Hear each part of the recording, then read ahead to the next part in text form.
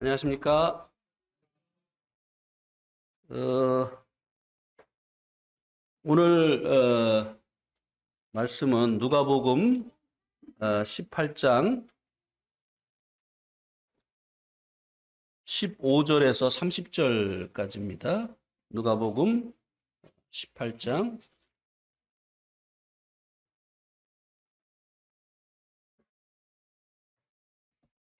말씀이 길기 때문에 제가 봉독해 드리겠습니다. 누가복음 18장 15절에서 30절까지 사람들이 예수께서 만져주심을 바라고 자기 어린 아기를 데리고 오매 제자들이 보고 꾸짖거늘 예수께서 그 어린아이들을 불러 가까이 하고 이르시되 어린아이들이 내게 오는 것을 용납하고 금하지 말라. 하나님의 나라가 이런 자의 것이니라. 내가 진실로 너에게 이르노니 누구든지 하나님의 나라를 어린아이와 같이 받들지 않는 자는 결단코 거기 들어가지 못하리라 하시니라. 어떤 관리가 물어 이르되 선한 선생님이여 내가 무엇을 하여야 영생을 얻으리까? 예수께서 이르시되 내가 어찌하여 나를 선하다 일컫느냐? 하나님 한 분 외에는 선한 이가 없느니라. 내가 계명을 안 하니 간음하지 말라, 살인하지 말라, 도둑질하지 말라, 거짓 증거하지 말라, 내 부모를 공경하라 하였느니라. 여짜오되 이것은 내가 어려서부터 다 지켰나이다. 예수께서 이 말을 들으시고 이르시되 내게 아직도 한 가지 부족한 것이 있으니 내게 있는 것을 다 팔아 가난한 자들에게 나눠주라. 그리하면 하늘에서 내게 보화가 있으리라. 그리고 와서 나를 따르라 하시니 사람이 큰 부자이므로 이 말씀을 듣고 심히 근심하더라. 예수께서 그를 보시고 이르시되 재물이 있는 자는 하나님의 나라에 들어가기가 얼마나 어려운지 낙타가 바늘귀로 들어가는 것이 부자가 하나님의 나라에 들어가는 것보다 쉬우니라 하시니 듣는 자들이 이르되 그런즉 누가 구원을 얻을 수 있나이까? 이르시되 무릇 사람이 할 수 없는 것을 하나님은 하실 수 있느니라. 베드로가 여짜오되 보옵소서 우리가 우리의 것을 다 버리고 주를 따랐나이다. 이르시되 내가 진실로 너희에게 이르노니 하나님의 나라를 위하여 집이나 아내나 형제나 부모나 자녀를 버린 자는 현세에 여러 배를 받고 내세에 영생을 받지 못할 자가 없느니라 하시니라. 예. 오늘 말씀은 지난 수요일 날 공부를 하면서 그 율법이 하나님께서 우리에게 주신 계명이 무겁지 아니한 것이라고 한 그 표현을 생각하면서 율법이 얼마나 무거운 짐인가 하는 것을 생각을 하게 되었고 그래서 그것을 말씀을 드리려고 오늘 본문 말씀을 택했습니다. 오늘 본문 말씀을 가지고 말씀을 나눌 말씀의 제목은 내 공로와 하나님의 은혜입니다. 오늘 이 본문 말씀이요 둘로 나누어지죠. 15절에서 17절 그리고 18절에서 30절. 15절에서 17절은 하나님의 은혜로 천국에 들어갈 수 있는 것에 대해서 말씀해 주고 있는 말씀이고요. 18절에서 30절은 내 공로로는 하나님 나라에 들어갈 수 없다고 하는 것을 말씀해 주고 있는 본문입니다. 그래서 이제 15절에서 17절에는 구체적으로 어린아이는 천국에 들어간다고 말씀해 주었고 18절에서 30절 말씀에서는 부자는 천국에 들어갈 수 없다고 말씀을 하셨습니다. 낙타가 바늘귀로 들어갈 수 있다고 한다면 부자가 하나님 나라에 들어갈 수 있다라고 말씀을 하시면서 결국은 부자가 하나님 나라에 들어갈 수가 없다고 하는 것을 말씀을 하셨습니다. 여기에 나와 있는 바늘 귀를 아무것도 가지지 않고 들어갈 수 있는 그 조그만 문을 말씀하는 것이라고 이렇게 이제 해석을 하기도 합니다만, 불가능하다고 하는 것을 말씀하시기 위해서 하신 것이기 때문에 그대로 받으면 될 것 같습니다. 납타가 그 조그만 바늘귀로 들어가는 것이 불가능한 것처럼 부자가 천국 가는 것이 불가능하다, 이렇게 받으면 될 것입니다. 어린아이는 천국에 합당한 자이고, 부자는 천국에 합당하지 않다고 하는 것은 이 말씀을 듣고 있는 제자들의 생각과는 반대가 되는 것이었습니다. 왜냐하면 제자들이 생각할 때 제자들이 생각하는 그 천국, 그것은 이제 예수님이 이제 메시아로서 이 땅에 메시아 왕국을 건설하는 것이었죠. 더 이제 쉽게 말씀을 드린다면 헤롯을 왕좌에서 쫓아내고 헤롯의 그 왕좌에 앉으셔서 이스라엘 나라를 접수하시는 것이었습니다. 만약에 그날이 오면 이렇게 예수님을 가까이서 쫓았던 우리들이 어떻게 되어질 것인가 라고 하는 이와 같은 소망을 가지고 이 제자들은 열심히 주님을 쫓았습니다. 그래서 그들이 생각하는 이 주님의 그 나라의 어린아이는 합당치 않다고 생각을 했던 것입니다. 쓸모가 없다고 생각한 거예요. 어린아이에게는 주님 나라가 세워지는 데 필요한 전투력도 없고, 군자금을 대줄 수도 없고, 또 전술로 기여할 수도 없기 때문에, 어린아이들은 이런 것이 없기 때문에 이 어린아이들은 오히려 하나님 나라에 합당치 않다고 생각을 했기 때문에 어린아이를 데리고 오자 이 아이들을 꾸짖었다고 말씀해 주고 있습니다. 그런데 이제 제자들이 생각할 때 이 부자는요, 하나님 나라가 건설되어지는데, 주님 나라가 건설되어지는데 기여할 것이 많은 사람으로 보였던 것입니다. 군자금을 제공할 수 있는 그런 능력을 가지고 있었잖아요. 그래서 이 부자는 제자들이 볼 때 천국에 합당한 자들이었습니다. 그런데 이제 이들에 대한, 그러니까 이제 어린아이와 부자에 대한 예수님의 생각은 달랐습니다. 어린아이는 합당한 자였고 오히려 부자는 합당치 않은 자였습니다. 제자들의 이 생각과 주님의 생각은 반대였습니다. 왜 이렇게 제자들의 생각과 예수님의 생각은 반대였을까요? 첫 번째는 제자들이 생각하는 하나님의 나라와 예수님이 생각하는 하나님의 나라가 달랐기 때문입니다. 제자들이 생각하는 하나님의 나라는 유대 땅에 이루어지는 메시아 왕국이었던 것입니다. 예수님이 이스라엘의 왕이 되어서 이스라엘 나라를 통치하고, 그리고 이스라엘 나라가 세계의 중심이 되는 나라를 만들어 주는 것이었습니다. 그런데 주님께서 이제 생각하신 이제 이 메시아 왕국은 예수님을 왕으로 영접한 사람들이었습니다. 예수님을 왕으로 영접한 사람들이 바로 주님께서 이 땅에 오셔서 이루기를 원하셨던 메시아 왕국이었던 것입니다. 그 다음에 이 주님의 생각과 예수님의 생각이 반대인 두 번째 이유가 있는데요. 이 왕국에 입국하는 방법이 달랐습니다. 제자들은 이 왕국에 입국하기 위해서는 무엇인가 왕국에 기여할 수 있어야 된다고 생각을 했던 것입니다. 그런 면에서 볼 때 아이에게는 기여할 만한 것이 아무것도 없어 보였던 것입니다.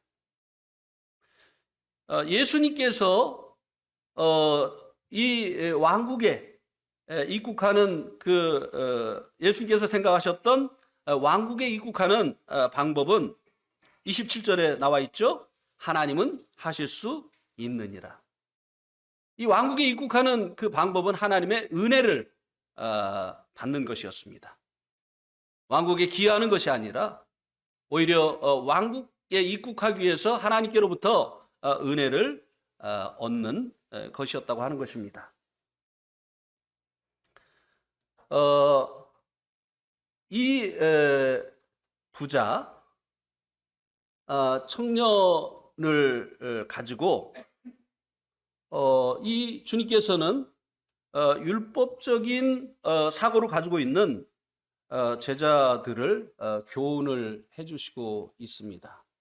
또 오늘날에 천국에 가기 위해서 우리 편에서 하나님 앞에 인정받을 수 있을 만큼 노력을 해야 된다고 하는 생각을 가지고 있는 자들을 이 부자 청년을 통해서 교훈을 해주고 있습니다. 오늘 제가 이 본문을 택한 이유 중에 하나가 전도 집회를 앞두고 복음에 대해서 다시 한번 성도들이 생각을 하고, 그리고 이제 이런 부자와 같은 생각을 가지고 있는 자들은 어떻게 전도를 해야 되는 것인가 하는 것을 다시 한번 생각할 수 있도록 하고자 하는 그런 마음으로 또 이 본문을 가지고 말씀을 전하게 됐습니다. 이 부자는 18절에 보니까 예수님을 이렇게 호칭을 했습니다. 선한 선생님이요 라고요. 그 다음에는 이제 내가 무엇을 하여야 영생을 얻으리까 라고 이렇게 물어봤습니다. 이 부자 청년은 예수님을 가르침을 받을 수 있는 하나의 선생님으로 생각을 했던 것이죠. 그래서 그 선생님 중에 선한 선생님이라고 생각을 했기 때문에 예수님을 부를 때 선한 선생님이라고 불렀습니다. 그리고 그는 자기가 돈을 벌어서 부자가 된 것처럼, 또 열심히 노력해서 권력을 얻은 것처럼 영생도 무엇인가를 해서 얻는 것이라고 생각을 하고 있었던 것입니다. 그런데 무엇을 해야 영생을 얻는지는 몰랐던 것이에요. 그런데 이것에 대한 해답을 예수님께 얻을 수 있을 것 같다고 생각을 한 것입니다. 그래서 예수님에게 무엇을 하여야 영생을 얻으리까? 이 젊은 사람이 무엇을 해서 부자가 되었을까? 그런 생각도 좀 해보았습니다. 글쎄 이 당시에 부동산 투기가 있었을는지 모르겠습니다. 대부분 이 당시에 젊은 사람들이 부자인 경우는 이제 상속을 통해서지요. 예. 상업이 활발했던 시대도 아니고, 농사를 져가지고 젊은 나이에 부자가 되는 것도 쉽지 않은 그런 시대였고, 단지 이 당시에 이제 쉽게 부자가 될 수 있는 방법은 마태처럼 이제 세리라고 하는 이런 직업을 가지고 뇌물, 또 삭개오처럼 이렇게 이제 뇌물을 가지고 부자가 되는 방법이 가장 빠른 방법이 아니었나 이렇게 이제 생각이 되는데요. 어쨌든 이 사람은 젊은 나이에 많은 부를 소유했습니다. 그래서 누군가에게 어떻게 하면 부자가 될 수 있는지 알려줄 수 있는 사람이었고, 어떻게 하면 또 권력을 얻을 수 있는가에 대해서도 강의를 할 수 있는 사람이었어요. 그런데 영생은 도대체 무엇을 해야 얻을 수 있는지 알 수가 없었던 것입니다. 근데 지혜로운 사람은요, 미련한 사람은 몰라도 아는 척을 하다가 평생 모르고 사는데요. 이 지혜로운 사람은요, 모르면 물어봅니다. 예, 이게 지혜예요. 모르면서 아는 척 하는 것처럼 미련한 사람이 없어요. 평생 모르고 살아가는 거예요. 예. 왜 그러면은 사람들이 모르는데도 아는 척을 할까요? 교만해서예요. 별것도 아니면서 자기가 대단한 존재로 생각하기 때문에 내가 이것도 모르는 사람이라는 것이 알려지면 사람들이 무시하고 이렇게 할까봐 이제 모르면서도 아는 척하고 평생을 모르는 상태에서 지나가는데요. 이 사람은 그래도 지혜로운 사람이었어요. 자기가 많은 것을 얻었으니까 교만할 만도 한데 예수님에게 와서 물어보았습니다. 이런 사람을 만나면 얼마나 좋을까요? 복음을 전할 때. 그죠? 와가지고 우리한테 와서 내가 무엇을 하여야 영생을 얻으리까? 이렇게 하면 이거 얼마나 이 참 귀한 영혼을 만난 거예요. 영생을 얻지도 못했으면서 영생 얻었습니까? 그래 받았습니다. 어떻게 얻었는데요? 예수님 믿었어요. 그 예수님 믿어서 어떻게 영생을 얻었는데? 예수 믿으면 영생 얻는 거지 왜 자꾸 물어봐요? 받지도 않은 영생을 그렇게 받았다고 고집을 부리면서 평생 영생을 얻지 못한 상태로 살아가는 이런 사람들이 많이 있잖아요. 예.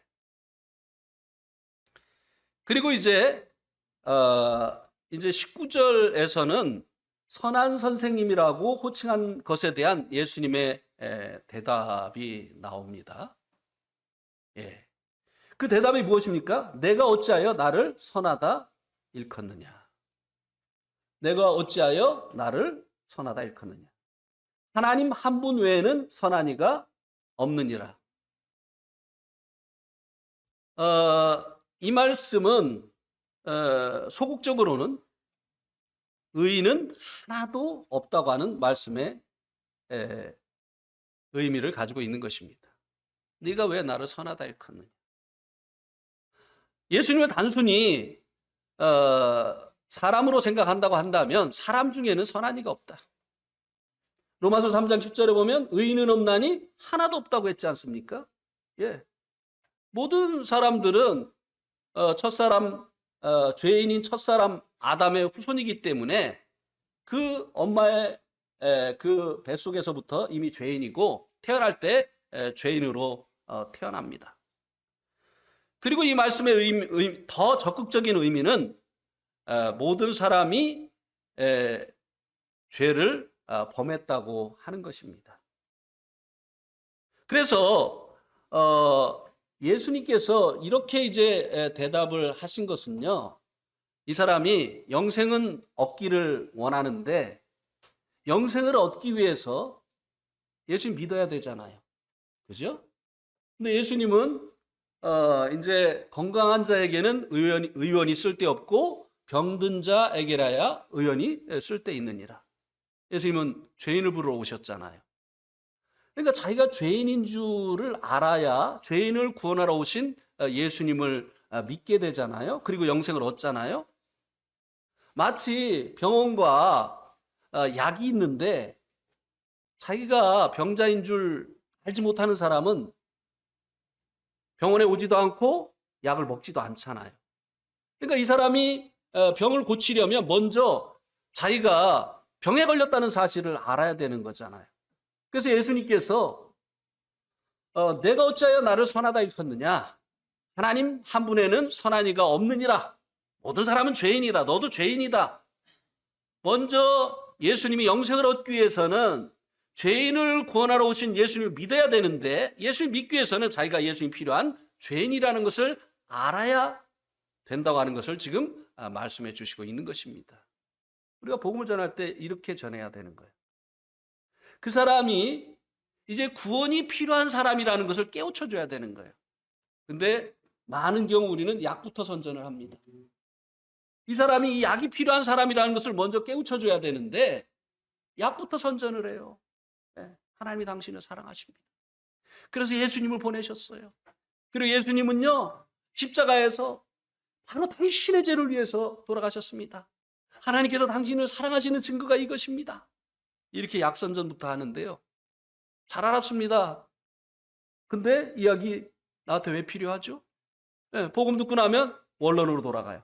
그 원인이 무엇인가 하면 이 사람에게 먼저 약이 필요하다고 하는 이 사실을 깨우쳐 주지 않고 약부터 이야기를 했기 때문이라고 하는 것입니다. 그 다음에 이제 20절에서는요, 내가 무엇을 하여야 영생을 얻으리까? 라고 하는 이 질문에 대한 예수님의 대답입니다. 그게 뭐냐면 무엇을 해야 내가 영생을 얻겠습니까? 라고 물어봤는데 예수님께서 뭐라고 했느냐면 나를 믿으면 된다. 그렇게 했습니까? 예, 우리는 내가 어떻게 하면 영생 얻죠? 그러니까 예수님 믿으면 돼. 막 이렇게 이제 막 바로 가버리는데 예수님 그렇게 하지 않으셨어요. 왜요? 이 사람이 아직도 죄인인 것을 모르니까 내가 계명을 안 하니 간음하지 말라, 살인하지 말라, 도적질하지 말라, 거짓 증언하지 말라, 내 부모를 공경하라 하였느니라. 10계명에 사람에 대한 계명입니다. 곧 예수님께서 지금 뭐라고 말씀을 하신 겁니까? 영생을 얻으려면 율법을 지켜라. 예. 그러면 예수님께서 율법 준수를 통해서 영생을 얻을 수 있다고 생각을 하시고 그렇게 말씀을 하신 걸까요? 그렇지가 않습니다. 예수님께서 친히 말씀하셨죠? 요한복음 3장 16절에 영생을 어떻게 얻는다고요? 하나님이 세상을 이처럼 사랑하사 독생자를 주셨으니 이는 누구든지 저를 믿는 자마다 멸망치 않고 영생을 얻는다고 했어요. 예수님이 영생을 얻는 방법은 율법이 아니라 예수님 자신을 믿는 거라고 말씀을 하셨습니다. 5장 24절에서는 내가 진실로 진실로 너에게 이르노니 내 말을 듣고 나 보내신 이를 믿는 자는 영생을 얻었고 6장 47절에는 믿는 자는 영생을 가졌느니라. 예. 예수님은 자신을 그 믿음으로 말미암아 영생을 얻는다고 하는 사실을 너무나 잘 알고 계셨습니다. 그런데 왜 내가 무엇을 하여야 영생을 얻으리까라고 물어보는 이 사람에게 율법 준수를 말씀을 하셨을까요?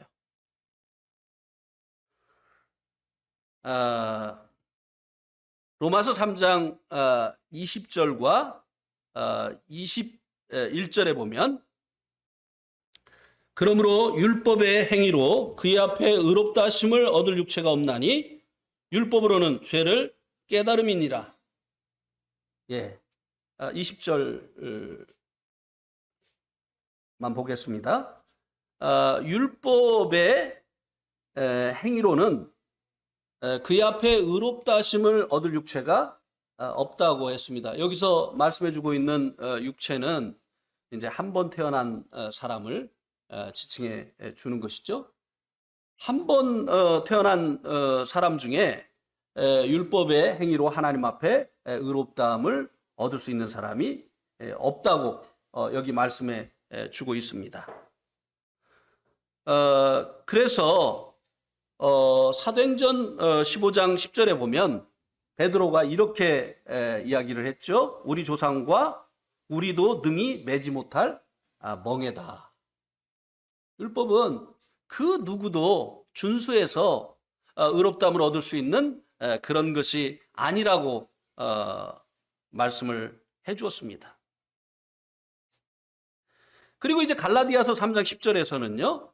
무릇 율법 행위에 속한 자들은 저주 아래 있나니 기록된 바 누구든지 율법책에 기록된 모든 일을 항상 행하지 아니하는 자는 저주 아래 있는 자라 하였습니다. 오히려 율법을 통해서 하나님 앞에 의롭다함을 얻으려고 하는 자들은 율법책에 기록되어진 모든 계명을 항상 지켜야만 되기 때문에 이것이 이제 불가능하니까 오히려 율법의 그 저주 아래 있게 되어진다고 말씀해 주고 있습니다. 또 야고보서 2장 10절에서는 누구든지 온 율법을 지키다가 그 하나를 범하면 모두 범한 자가 된다. 율법의 그 계명들이 613가지가 된다고 하죠. 예. 그런 사람이 있을 리가 만무합니다만 612가지를 다 지켰는데 죽기 전에 거짓말을 한마디 하고 죽었어요. 그러면 하나도 안 지킨 사람이나 똑같다는 것입니다. 그래서 온 율법을 지키다가 모두 하나만 범하면 모두 범한 자가 된다. 하나도 안 지킨 사람과 똑같이 취급을 받는다고 하는 것입니다. 그래서 율법의 행위로는 의인은 없나니 하나도 없고 모든 사람이 죄인이라고 하는 것입니다. 이렇게 율법의 행위로는 하나님 앞에 의롭다함을 얻을 육체가 없는 것이죠. 이것은요, 마치 이 율법의 행위로 의롭다함을 얻으려고 하는 것은 마치 뭐와 같은 것인가 하면요, 사과 나무에게 배 열매를 맺으라고 하는 것과 같은 것입니다. 사과나무야, 나 너에게서 그동안 사과 열매를 먹을 수 있어서 참 좋았다. 근데 이제 질렸다. 이제는 너에게서 배를 원한다. 내가 오늘부터 너에게 배가 좋아하는 걸음을 줄 터이니 이제부터는 배 열매를 맺어다고. 이렇게 하는 것과 죄인들에게 율법을 통해서 의인이 되라고 하는 것과 똑같다고 하는 것입니다. 아무리 사과 나무에게 배가 좋아하는 걸음을 주어도 가을이 되어지면 사과를 열매 맺을 수밖에 없는 것처럼 죄인들에게 율법을 지키라고 하나님 말씀대로 살라고 그렇게 해도 그들은 계속해서 죄를 지을 뿐이라고 하는 것입니다. 그래서 이 율법의 행위로 하나님 앞에 의롭다함을 얻는 것은 불가능하다고 하는 것입니다. 그러면 왜 하나님께서 지킬 수 없는 이 율법을 사람들에게 주셨느냐고 하는 것입니다. 그리고 예수님이 왜 내가 무엇을 하여야 영생을 얻으리까 하는 그 사람에게 이 율법 준수를 말씀을 하셨느냐고 하는 것입니다. 로마서 3장 21절 뒷부분에 보면 죄를 깨닫게 하려 합니다. 율법의 행위로는 하나님 앞에 의롭다함을 얻을 육체가 없는데 그러면 왜 주셨느냐? 지키지도 못할 율법을 왜 주셨느냐? 지켜서 의롭다함을 얻으라고 주신 것이 아니라 이것을 통해서 죄를 깨닫게 하기 위해서. 예수님께서 율법 준수를 내가 무엇을 하여야 영생을 얻겠습니까? 라고 물어보는 이 사람에게 율법 준수를 말씀하신 것은 아직도 자신이 할 수 없는 죄인이라는 사실을 알지 못하기 때문에 내가 무엇을 해서 영생을 얻겠습니까? 라고 물어보고 있기 때문에 그 사람이 할 수 없는 죄인이라고 하는 사실을 깨닫게 하시려고 예수님께서 율법 준수를 말씀하셨다고 하는 것입니다. 야고보서 1장 23절에서는 이 율법을 거울로 비유를 해서 말씀을 해주고 있습니다. 거울은 씻기 위해서 있는 물건이 아닙니다. 거울로 얼굴 씻는 분들 없잖아요. 그죠? 그런데 거울은 씻기 위해서 씻고자 하는 마음을 일으키는 그런 역할을 하지요. 그래서 거울을 보면 자기 그 얼굴에 있는 그 더러운 것이 보이지 않습니까? 그러면 이제 씻고자 하는 이런 마음이 일어나잖아요. 그래서 예수님께서 이 사람이 자신 안에 있는 그 죄를 보고 그리고 자신이 그 죄인인 것을 깨닫고 이제 율법 준수를 통해서는 또 자기의 노력으로는 자기의 행위로는 이제 이 천국에 입성할 수 없다고 하는 사실을 깨닫기를 주님께서 원하셨다고 하는 것입니다. 이것이 무엇을 하여야 영생을 얻겠느냐고 하신 한 부자 청년에게 주님께서 율법의 계명들을 준수하라고 말씀하신 이유입니다.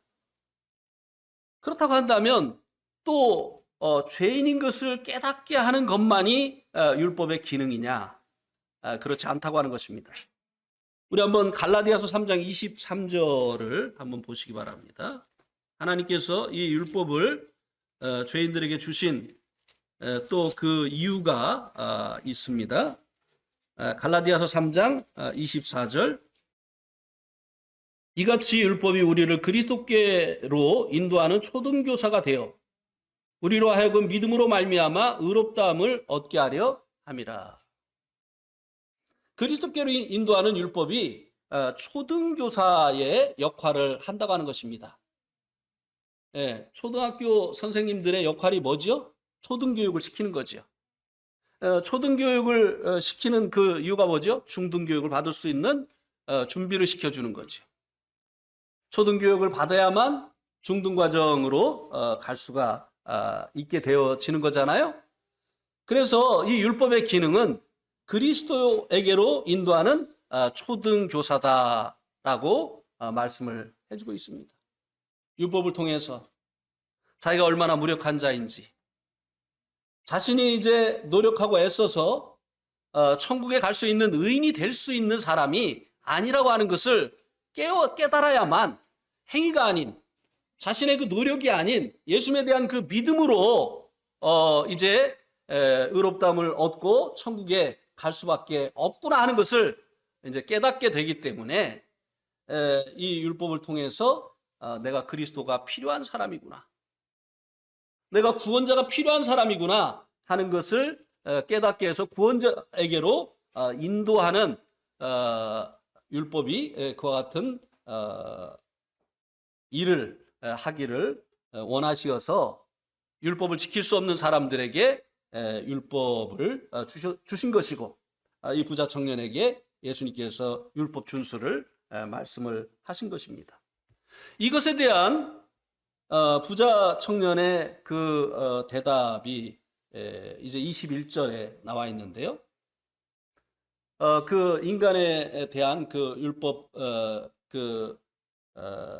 그 계명들을 말씀하시니까 이것은 내가 어려서부터 다 지켰나이다. 이거는요, 자신에 대한 자신의 평가입니다. 근데 이것은 그렇게 중요한 것이 아니에요. 내가 나를 어떻게 생각하느냐? 나를 몇 점이라고 생각하느냐? 이건 그렇게 중요한 일이 아니에요. 사람들은요, 이기적이어서요, 자기에 대해서는 참 관용합니다. 그렇죠? 그래서요, 자기가 지은 죄는요, 다 그런 거예요. 아니, 사람이 살다 보면 다 그렇지 뭐. 안 그런 사람이 있으면 나와보라고 해. 이런 그 기준을 가지고 사람들이 이 점수를, 자기에 대한 점수를 매기기 때문에, 그리고 또 자기가 잘한 거는요, 아무도 못하는 거예요. 아니면 누가 이렇게 하겠어. 다른 사람도 다 그렇게 하는데. 그러니까 자기는 항상 100점인 거예요. 자기가 한 잘못은, 이거는 뭐 그냥 다 다른 사람도 하는 일이고, 자기가 한 일은 특별해서 한 일이라고 생각을 하니까 이 사람처럼 자기가 자기를 점수를 매기면 이것을 내가 다 지켰습니다. 어려서부터 100점이에요 저는. 그런데 자기가 자기를 평가하는 것은 그렇게 중요한 것이 아니라고 하는 것입니다. 제 동생이요, 아주 오래전에 대학교 시험을 보고 와가지고요, 야, 잘 봤냐? 근데 얘가 거기 자기가 들어가려고 이제 시험 본 그 대학 갈 실력이 안 되는 것을 우리 식구 다 알고 있어요. 그래서 이제 네 실력에 맞는 데를 가라고 그렇게 얘기했는데 고집을 부리고 이제 거기를 이제 했어요. S대. 서울에 있는 S대. 예. S대가 많죠. 예. 서울대만 S대가 아닙니다. 이제 거기를 이제 봤는데, 갔다 와가지고 시험을 보고 와가지고, 야, 현정아, 시험 잘 봤냐? 그러니까는 끄떡하면서, 나 작금 타면 어떡하지? 막 이러는 거야. 그래서 제가, 아이고, 떨어졌구나. 이제 이렇게 생각을 했어요. 장학금을 탈까봐 걱정을 하더라고요. 뭐. 그래 이제 발표 날이 됐습니다. 그래가지고 이제 그 발표를 보러 가려고 하는데 어머니가 이제 시골에서 이제 올라오셔가지고 발표 날이니까 이제 같이 가려고 하는데 오지 마세요. 제가 가서 보고 알려드릴게요. 그래서 막 도망가는 거예요. 근데 어머니가 막 쫓아가시는 거예요. 그래서 이제 어머니가 쫓아가서 이렇게 보니까 그 합격자 명단을 자세히도 안 보더래요. 이렇게 한번 싹 보더니 딱 돌아서 그냥 오더라는 거예요. 예. 보나 마나이지. 그런데 어머니는요, 그걸 하나 이렇게 손을 짚으면서 이렇게 보셨대요. 없어. 그다음에 추가 합격자 명단 없어. 다른 과까지 다 봤대요. 그 어디에도 없어요. 장학금 명단에 있었나? 자기가 자기를 평가하는 거 그렇게 중요한 것이 아니에요. 재판관이 어떻게 평가를 하느냐. 예. 예수님이 우리의 재판관이시잖아요. 그 예수님께서 이 부자 청년에 대해서 어떻게 평가를 했습니까? 22절에 나와 있잖아요. 내가 한 가지 부족한 것이 있다고 했어요. 야, 그래도 후한 평가 받았네요. 예? 한 가지만 부족하다고 했어요.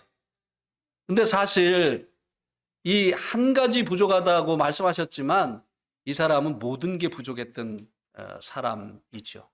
왜냐하면 613가지의 율법이 결국은 두 가지로 나누어지잖아요. 하나는 뭐죠? 하나님 사랑. 또 하나는 이웃을 사랑하는 거, 사람 사랑. 그런데 예수님께서 한 가지 부족하다고 하시면서 하신 말씀이 뭡니까? 내가 있는 것을 다 팔아 가난한 자들에게 나눠주라. 그리하면 하늘에서 내게 보화가 있으리라. 부족한 것이 뭐죠? 너 그 다 지켰다고 하는데 네 주위에 가난한 사람이 얼마나 많이 있느냐? 그런데 너는 왜 이렇게 많은 이 재물을 가지고 있느냐? 안 지켰다는 얘기죠. 예. 사람에 대한 계명 아무것도 안 지켰다는 것입니다. 자기는 다 지켰다고 자기 자신에게 아주 후한 점수를 줬지만 예수님은요, 빵점이라고 말씀하신 거예요. 613점에 612점 맞은 게 아니라 너 빵점이다. 예수님께서 나를 어떻게 평가하시느냐, 이게 중요한 것이죠. 나는 하늘을 우러러 한 점 부끄러움이 없는 삶을 살아온 사람입니까? 사람입니다. 예.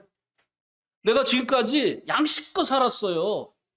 내가 이렇게 살지 않았다면요, 지금 이렇게 안 삽니다, 나. 내가 그래도 양식껏 살았기 때문에 그거 아무 소용없어요. 자기에 대해서 자기가 아무리 과대평가를 해도요, 아무 소용이 없는 것입니다. 하나님 보실 때 부족하다가 하면 부족한 것이죠.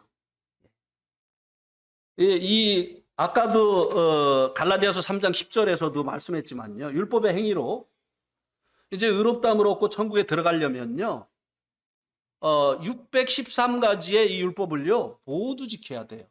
그리고 언제는 지키고 언제는 안 지키고 이거 안 됩니다. 항상 지켜야만 됩니다. 예.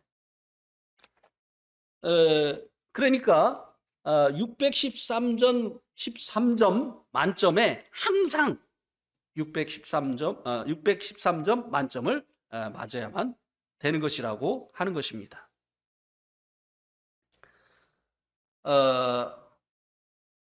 그래서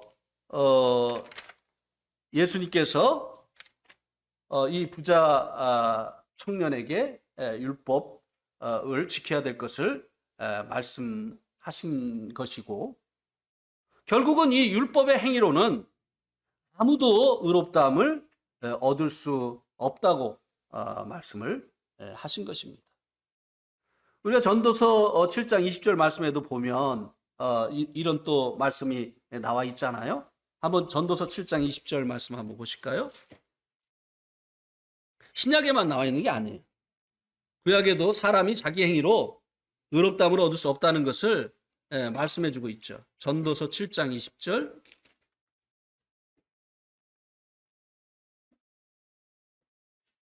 선을 행하고 전혀 죄를 범하지 아니하는 의인은 세상에 없기 때문이로다.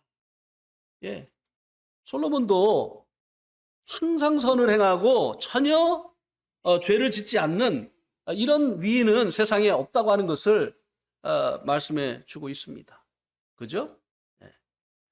사람이 죄 안 짓고 선만을 행해서 의로운 일만을 행해서 하나님 앞에 의롭다함을 얻을 수 있는 사람은 아무도 없다고 하는 것입니다. 그래서 여기서 말씀해 주고 있는 이 부자는 재산이 많은 이 부자를 얘기해 주고 있는 것이 아닙니다. 자기의 의가 가득한. 그래서 이 의라고 한다면, 율법을 지킨 그 의라고 한다면 나는 충분하다고 생각하는 이런 자기의 그 의로 천국을 살 수 있다고 생각하는 이런 사람들을 말씀해 주고 있는 것입니다. 여기서 말씀해 주고 있는 부자는. 그러니까 자기의 의로, 자기가 그동안 행한 이 의로운 행위로 천국에 들어갈 것이라고 생각하는 이 사람들이 바로 여기서 말씀해 주고 있는 부자이고, 이 부자는 오히려 천국에 들어갈 수 없다고 하는 것을 말씀을 해주고 있습니다. 마태복음 7장에도 이런 사람들이 나오지 않습니까? 우리 한번 보실까요? 마태복음 7장에 보면 21절에 보면 나더러 주여 주여 하는 자마다 다 천국에 들어갈 것이 아니요 다만 하늘에 계신 내 아버지의 뜻대로 행하는 자라야 들어가리라. 그날에 많은 사람이 나더러 이르되 주여 주여 우리가 주의 이름으로 선지자 노릇하며 주의 이름으로 귀신을 쫓아내며 주의 이름으로 많은 권능을 행하지 아니하였나이까. 나더러 주여 주여 하는 자마다 다 천국에 들어갈 것이 아니다. 다만 내 아버지의 뜻대로 행하는 자라야 들어가리라. 이 말이 천국은 믿음 플러스 행위다 라고 하는 말로 이제 이들이 이제 착각을 한 거죠. 그러니까 자기들이 천국 들어갈 수 있을 만큼 많은 노력을 했습니다. 이것을 이제 자기들이 그동안 행한 일들을 열거를 함으로 예수님께 이제 보고를 드렸던 거죠. 주의 이름으로 선지자 노릇하고 귀신을 쫓아내고 많은 권능을 행하지 아니하십니까? 이만하면 됐지 않았나요? 이런 사람들이 부자예요. 여기 이 말씀에서 말씀해 주고 있는 낙타가 바늘귀로 들어갈 수 없는 것처럼 이런 자기의가 가득해서 나는 천국에 충분히 들어갈 수 있다. 지금까지 한 이 노력을 통해서 하나님께 의롭다함을 얻을 수 있다. 이런 그 생각을 가지고 있는 이런 사람들이 바로 부자라고 하는 것입니다. 네.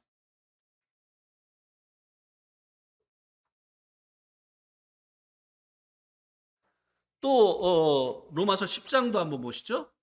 로마서 10장 1절부터 보면 3절까지요. 내가 형제들아 내 마음에 원하는 바와 하나님께 구하는 바는 이스라엘을 위함이니 곧 그들로 구원을 받게 함이라.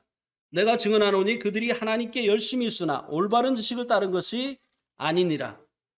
하나님의 의를 모르고 자기 의를 세우려고 힘써 하나님의 의에 복종하지 아니하였느니라. 사도 바울이 자기 동족 이스라엘이 구원받기를 위해서 기도하고 있습니다. 구원받기 위해서 기도한다는 얘기는 무슨 얘기죠? 그들이 구원을 못 받았다는 얘기. 그런데 그들이 하나님께 열심히 있어요. 네. 그런데 문제는 그 열심이 올바른 지식을 쫓은 것이 아니라고 하는 것입니다. 그래서 그 열심이 어떤 일을 만들어냈느냐? 자기 의를 쌓는 일을 만들어냈다고 하는 것입니다. 왜 자기 의를 쌓죠? 천국을 살려고. 이만큼 했으면 됐지 않습니까? 누가 이렇게 열심히 하나님을 위해서 노력을 했습니까? 이렇게 이 자기 의를 열심을 가지고 자기 의를 쌓아서 이제 천국 가는 이제 노잣돈으로 쓰려고 했었던 것이죠. 그런데 이 자기 의는 하나님의 의를 복종치 않게 하는 그런 결과를 가지고 왔다는 것이에요. 예수님 굳이 아니어도 자기가 노력한 그 열매들이 있기 때문에 이것이면 되지 않느냐고 하는 이런 생각을 가진 거죠. 많은 사람들이요, 이런 생각을 가지고 있는 이 부자와 같은 이런 모습을 가지고 있습니다. 예수 믿는다고 하지만 사실은 자기가 교회 다닌 그 경력, 자기가 헌신한 그 헌신들, 이런 것들을 이제 천국 들어갈 수 있는 이 근거로 생각하고 있는 이런 사람들이 많이 있다고 하는 것입니다. 저희 아버지가요, 이 마태복음 7장 21절, 22절 말씀이 늘 궁금했다는 거예요. 왜냐하면 저희 아버지는 어려서부터 귀신을 쫓아내가지고 그래가지고 이 동네 저 동네 불려다니면서 귀신 쫓아내는 일을 했어요. 그리고 또 목사님이 됐잖아요. 선지자 노릇을 했잖아요. 그러면은 이 정도 했으면은 하나님께서 알아주셔야 되는데 주님께서 내가 너를 도무지 알지 못한다. 내가 내게서 떠나가라. 이 말씀 볼 때마다 도대체 왜 예수님이 이렇게 열심히 하나님을 위해서 일한 이 종을 모른다고 하셨을까? 그날의 심판날에 내게서 떠나가라고 했으면 이거 지옥 가라는 얘기인데 열심히 하나님의 일을 하고 지옥 가는 이유가 무엇인가? 늘 그 이유를 알고 싶었다는 것이에요. 근데 어느 날 이 아버지가 내가 바로 부자구나. 부자는 천국에 들어갈 수 없다고 하는 그 말씀대로 내가 이 많은 나의 이 노력, 나의 헌신, 이런 것들을 노잣돈 삼아서 천국 가려고 하는 내가 바로 부자였구나 하는 것을 깨닫게 되어진 거예요. 그러면서 계속 아버지가 하시는 말씀이 뭐냐면은 율법으로는 안 돼. 율법으로는 안 돼. 하나님의 은혜로 되는 것이야. 예수님 보혈만 얘기하시려면 지금도 우셔요. 그거는 정말 제가 본받고 싶어요. 그거 이상을 이제 더 나가시지 못하시니까 하여튼 그거는 하여튼 계속 감격이에요.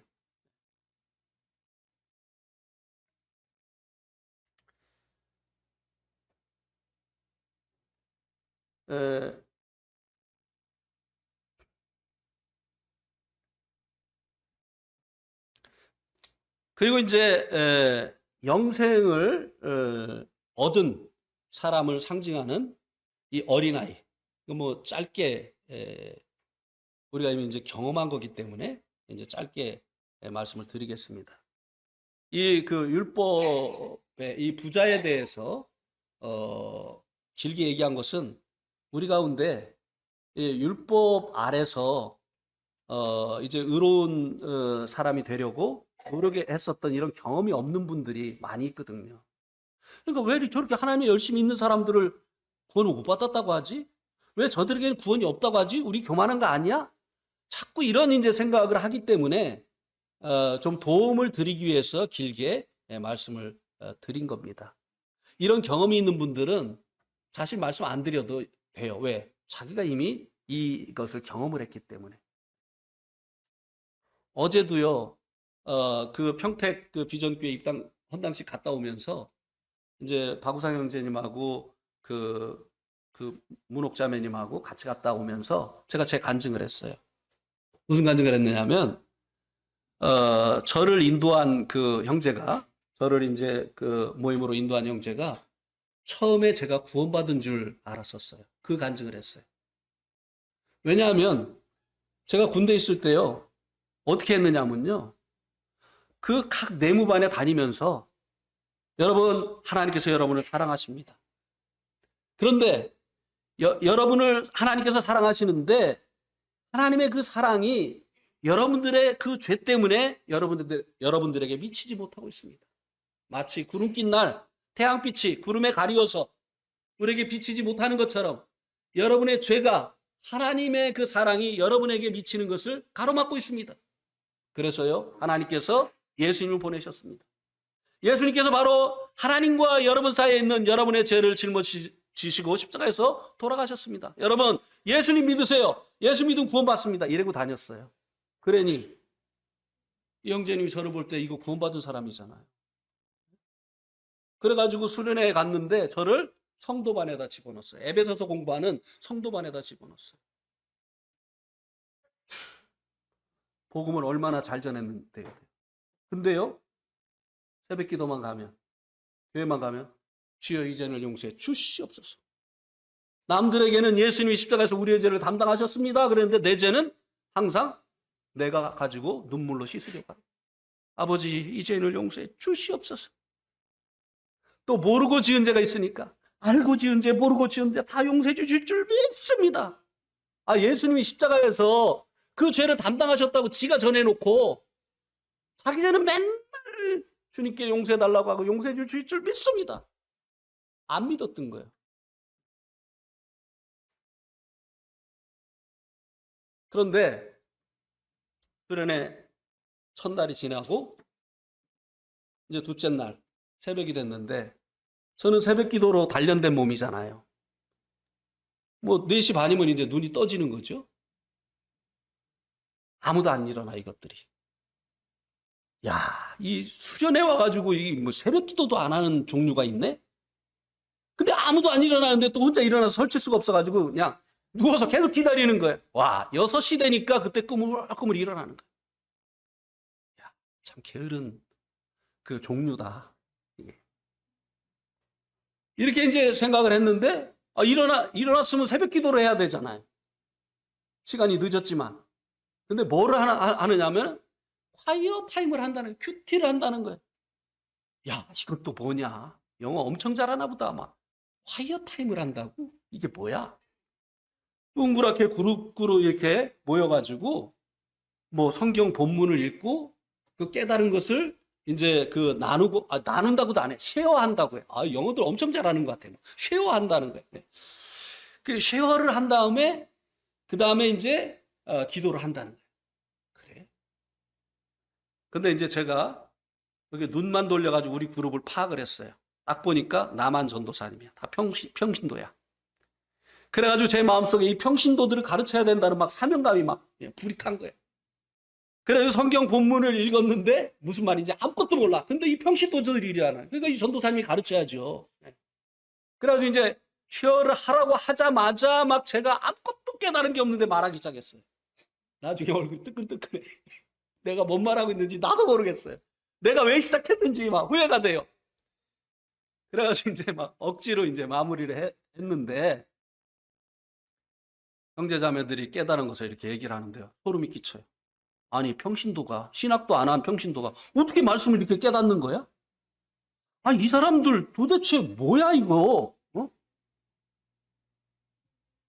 근데 딱 끝났는데요. 그룹 리더인 그 형제님이 저보고 보자는 거예요. 얼마나 자존심이 상하는지. 전도사님이 왜 평신도한테 나머지 공부를 해야 돼? 막 열이 나는 거예요. 근데 막 따라갔어요. 따라서 딱 앉으니까 뭐라고 하느냐면 뭐 서론 본론은 없어요. 죄 지으시죠? 그러는 거. 그래서 속으로 아니 너는 죄 안 짓냐? 아니 좋은 질문 그 많은데 왜 죄를 짓느냐고 물어봐. 그래서 짓습니다 그랬어요. 그랬더니 죄 처리를 어떻게 하십니까? 그래요. 제가 복음 전하고 다녔잖아요. 예수님께서 십자가에서 우리의 죄를 짊어지셨다고 막 그냥 막 내무반 다니면서 전했잖아요. 그럼 그거 얘기해야 되는데 회개합니다 그랬어요. 그러니까 회개하고 나면 죄 안 짓습니까? 그러는 거예요. 짓습니다. 그럼 어떻게 합니까? 회개한다니까요. 4번을 똑같은 질문을 했어요. 4번째 질문할 때는 제가 고개를 숙였어요. 왜냐하면 그게 제 신앙생활이었어요. 수도 없이 주여 이 죄를 용서해 주시옵소서. 다시는 안 그러겠습니다. 그리고 또 죄 짓고 또 가서 주여 천부의 의지 없어서 손들고 옵니다. 주 나를 막대하시면 내 어디 가니까 아버지 이 죄를 용서해 주시옵소서. 다시는 그랬습니다. 또 죄 짓고. 이게 이제 제 신앙생활이었어요. 근데 이제 그게 딱 드러난 거예요. 근데 답도 안 줘. 아주 얄미워 죽겠더라고 아주 그냥. 그래가지고 보따리에 싸가지고 갈까 그러다가 오기가 생겼어요. 너네들 아무래도 이상해. 이단 냄새가 나.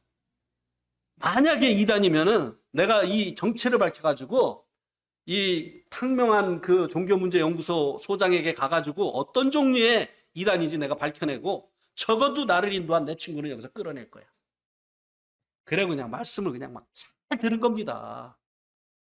그러니까 구원 받아야 안 받아요? 말씀을 믿음은 들으면서 나는데 말씀을 막 그냥 꼬투리를 잡으려고 막 적으면서 막 집중을 해서 들으니까 그러니까 구원 받았어요. 그래서 그때 이제 그 강사가 이태용 목사님이라고 조희성교회 이제 회장님이셨는데 골로새서 강해를 했어요. 근데 아마 이 말씀이었던 것 같아요. 한번 그 보시겠습니까? 골로새서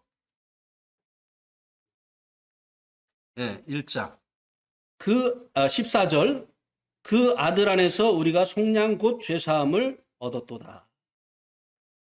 골로새서 1장 14절 그 아들 안에서 우리가 속량 곧 죄사함을 얻었도다. 이 말씀을 이제 읽고 가는데요. 근데 사실 이 강사가 정말 마음에 안 들었어요, 제가. 키도 너무 작고 강사가.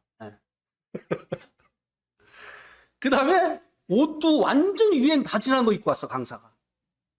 그 당시에 이 카라가 이제 얇을 때거든요. 이따만한 걸 입고 왔어요. 그러면서 또 말이나 안 하면 괜찮은데, 여러분, 저는 유행을 안 따릅니다. 그래. 내가 속으로. 당신이야 유행 안 따르니까 좋겠지만, 여기서 당신 보고 있는 사람도 생각해야지. 정말 말도요, 부흥사가 크게 해야지. 응? 응? 할렐루야! 내가 아멘! 하고 은혜를 받는데, 말도 조금 막 이렇게 하는 거예요. 야, 정말 이 사람들 그냥 종류가 특별한 종류다. 이런 사람을 강사로 쓰고 말이야. 근데 이제 이 말씀을 읽고 나가지고 여러분 이제 그 죄 지으시죠 이거 4번 듣고 난 다음에요. 여러분 예수님이 십자가에 돌아가신 것은요 사형수인 여러분 앞에서 총알을 대신 맞아주신 것과 똑같습니다. 하고 이제 다른 말씀으로 넘어가는데 아무것도 안 들려요. 이 말씀이 딱 들어왔어요. 아니 2000년 전에 예수님이 바로 나의 죄 때문에 나를 위해서 돌아가셨는데 나는 왜 아직도 내 죄를 내 눈물로 씻으려고 하고 있지? 예수 2000년 전에 해결해 주셨는데 나는 왜 매일 내 눈물로 내 죄를 씻으려고 하고 있지? 그러다가 제가 예수님 안 믿었구나. 그리고 이제는 예수님의 그 십자가가 내 것이 되어졌구나. 그래가지고 막 노트에다가 큰 글자로 할렐루야 내 죄를 사하셨. 그 노트 지금도 가지고 있어요.